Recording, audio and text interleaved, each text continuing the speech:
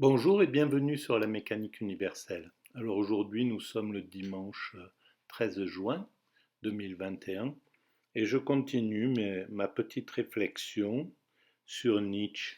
Alors voilà, je voudrais parler de ce maître dont il parle, de ces maîtres, ces aristocrates. Pourquoi l'humanité s'est détachée de cette forme d'évolution, c'était celle qu'on a connue depuis l'époque où Nietzsche trouvait que les premiers maîtres primitifs étaient extraordinaires sans les avoir pratiqués, parce qu'on ne sait pas du tout comment ça se passait, comment ils ont construit l'organisation, puisque c'est eux qui seraient à l'origine de l'organisation sociale, de la société. Donc, pourquoi la société, au contraire, choisit la démocratie, qui est l'inverse, c'est-à-dire que le souverain, ce n'est plus l'aristocrate qui imprime les valeurs de la société, c'est le peuple souverain, et l'aristocrate il est là pour mettre en pratique les valeurs justement du peuple.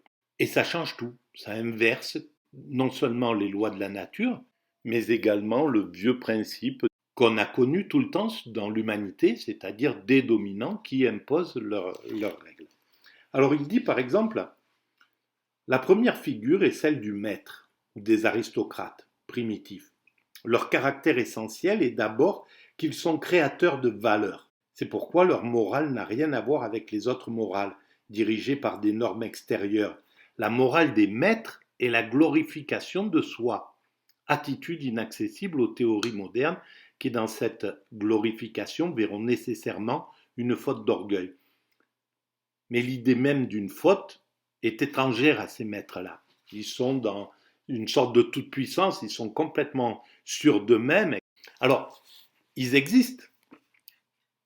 Et l'humanité a absolument besoin de ces grands décideurs. Simplement, dès qu'ils ont la toute-puissance, ils finissent par faire un système qui se détruit lui-même, qui se corrompt. Ça a été le cas avec les aristocrates, qui à un certain moment transmettaient le pouvoir par le sang, et donc ne rénovaient pas l'aristocratie en faisant rentrer de l'extérieur les aristocrates non aristocrates, les maîtres naturels qui existent dans toutes les couches de la société, chez les ouvriers, chez les pauvres, chez les prolétaires, chez les paysans, il y a des caractères tels que les décrit Nietzsche. Mais à un certain moment, le système n'est plus viable. Ça a peut-être été important pour fonder la société humaine, pour fonder les premières organisations humaines, les premières cités, mais ça a fait son temps, comme le reste.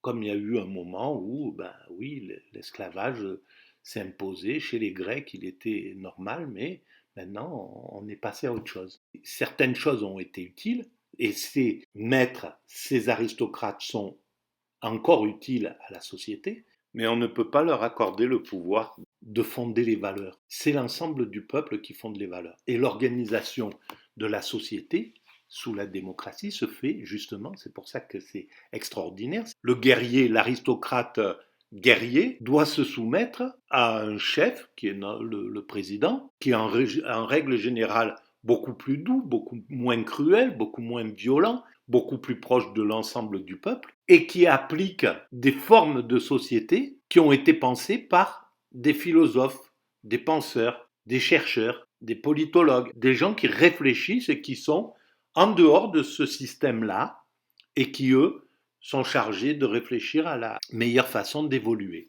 Donc, je vais lire quelques petits trucs.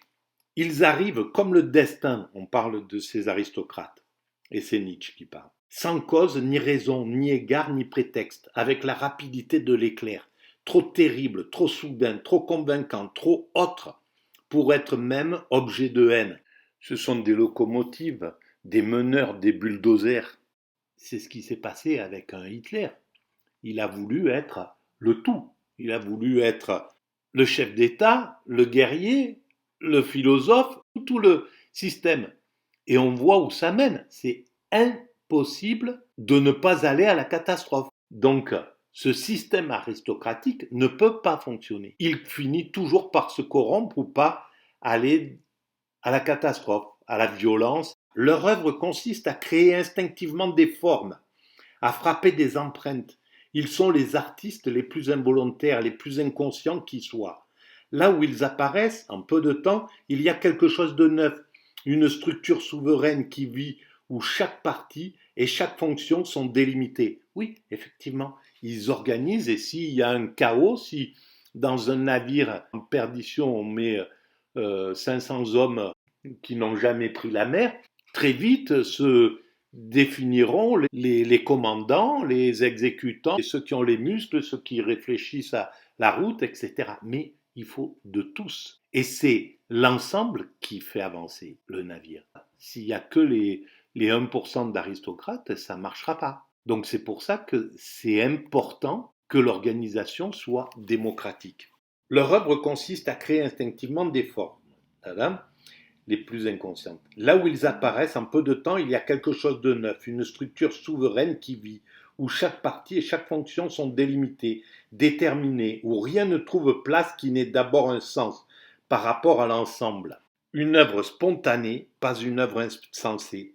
Alors c'est valable pour des petites structures du début, dont parle sans doute Nietzsche, qu'il idéalise, mais ça n'est plus possible dans un système qui est arrivé à 7 milliards d'êtres humains. Et c'est pas pour rien que nous allons vers la démocratie. L'humanité ne se trompe pas. C'est pas Nietzsche qui avait raison sur l'humanité, sur l'évolution de l'humanité. C'est impossible. Si l'humanité progressivement choisit d'écarter le système aristocratique, oligarchique, autocratique, dictatorial, etc., tous les systèmes où ce sont les dominants qui imposent les valeurs à l'ensemble, ce n'est pas pour rien. Regardons les valeurs qu'ont imposées les aristocrates guerriers du Troisième Reich en Allemagne. Voilà les valeurs qu'ils imposent. Nietzsche lui-même ne les aurait pas acceptées. Il s'en serait détourné. Et Nietzsche poursuit: qui dit maître dit maîtrise de soi. Celui qui sait commander, celui dont la nature a fait un maître, celui qui se montre puissant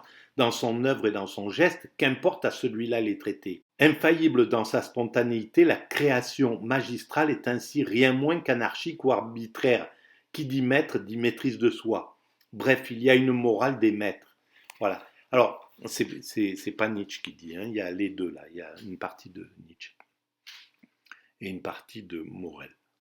Et comment faire avec les maîtres au pluriel, les aristocrates au pluriel? Comment faire s'il y a différentes nations, chacune voulant, comme Nietzsche le dit, se demandant ce qui est noble, Nietzsche décrit la plus grande passion de l'aristocrate, sa passion la plus secrète, ce désir ardent d'établir des distances à l'intérieur de l'âme elle-même afin de former des états de plus en plus élevés, rares, lointains, amples, englobants. Ça peut être que des luttes de dominants, mais c'est ce qu'on retrouve dans une troupe de primates, dans une zone délimitée où il y a plusieurs troupes de primates. Eh ben, chacun reste dans son coin et chaque fois qu'ils sont en confrontation, c'est la guerre, la bagarre. Donc, c'est ce qu'on vivait il y a 600, 700 ans et même jusqu'à il n'y a pas si longtemps que ça. Mais enfin, c'était le mécanisme des fiefs. Donc, c'est un problème archaïque qu'il proposait, qui ne peut pas être viable, qui ne peut pas fonctionner. C'est un recul. Et chaque recul fait vivre à l'humanité les mêmes souffrances que ceux qu'elle va rechercher. C'est-à-dire que les nazis, en allant chercher l'Empire grec, ou les fascistes italiens, en allant chercher les Romains, ils ont fait vivre à leur population et aux autres ce que vivaient les Romains à l'époque ou les Grecs à l'époque. Et c'était pas gai, pas joyeux. C'était joyeux un peu pour une petite partie de l'aristocratie, mais les autres, c'était une catastrophe. Parce qu'il y avait tout le temps la guerre, il y avait tout le temps, voilà, autour d'Athènes ou autour de Sparte, les paysans, le peuple qui vivait, il était dans une terreur absolue. Comme les peuples qui ont dû vivre sous le joug des nazis ou des fascistes, sous la coupe de ces soi-disant nobles, de ces soi-disant aristocrates. C'est pas possible. Malgré toute la bonne volonté, même si on trouvait les meilleurs aristocrates avec une âme bienveillante, généreuse, etc., le système aristocratique fait que ça ne se reproduirait pas. Ça s'arrêterait à un certain moment. C'est pas viable, quoi.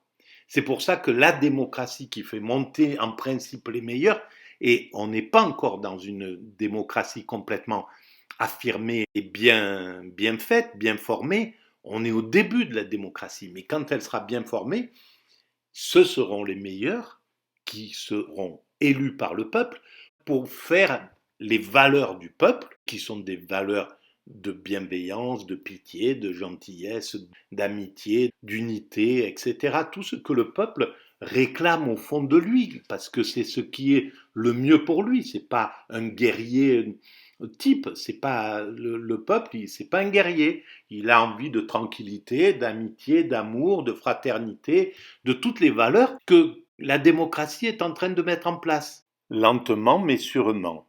Voilà. Merci de votre écoute et si vous avez trouvé quelques petites choses intéressantes pour vous, vous pouvez effectivement mettre un pouce. C'est la première fois que je pense à demander ce genre de choses. Il paraît que c'est important pour la visibilité. Voilà, en tout cas, à bientôt, à la prochaine.